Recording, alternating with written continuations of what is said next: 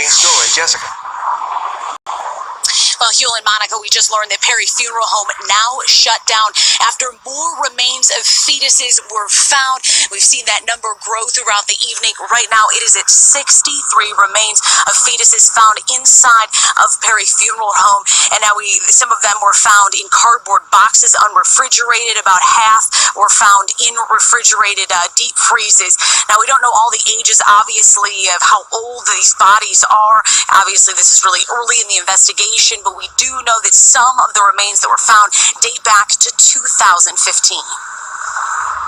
Hours after Detroit police announced the creation of a task force to handle improper burial of infants in the city, at least 63 fetuses are found inside Perry Funeral Home, inside of unrefrigerated boxes and in a deep freezer. Police making the gruesome discovery during a search warrant at their location off Trumbull near Warren.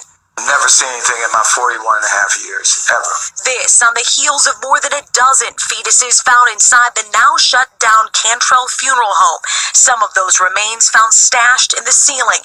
Detroit Police Chief James Craig says there is no connection between the two funeral homes, but both were allegedly improperly disposing of remains. I hope this is isolated to these two. I can't say that with certainty. This is much larger than we might know. Detroit police became aware of a civil suit filed against Perry Funeral Home with claims of infant remains being mishandled. That led to their investigation here.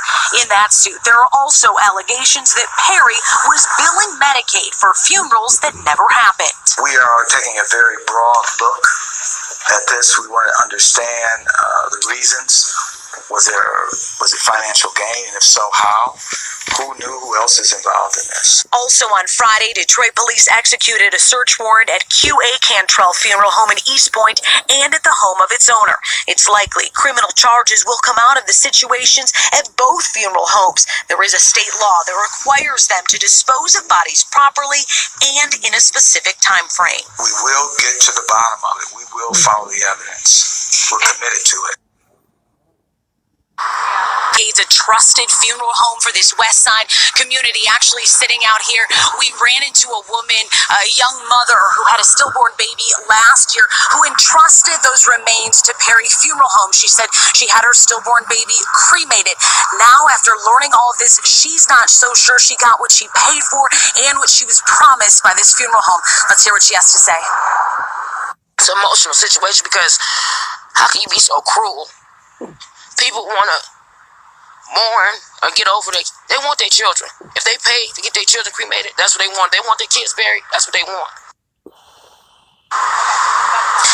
Obviously, as the layers unfold with this one, it just keeps getting more and more emotional for the families affected. Now, Detroit police still holding down the scene here. We're not sure if they're continuing to search the building. We have seen some officers going in and out. We are in constant contact with Detroit police, but right now, the number of bodies that they found, infant fetuses, stands at 63. We will continue to update this story for you. We'll have another live report coming up on The Edge, but for now, live on the city's west side, Jessica Dupnack, Fox 2 News. Well, Jessica, certainly we feel for all of those families. Have police talked at all about whether they plan to expand their investigation to perhaps include other funeral homes? Well, we heard the chief today that they are having a task force that includes both state and local agencies, possibly even federal.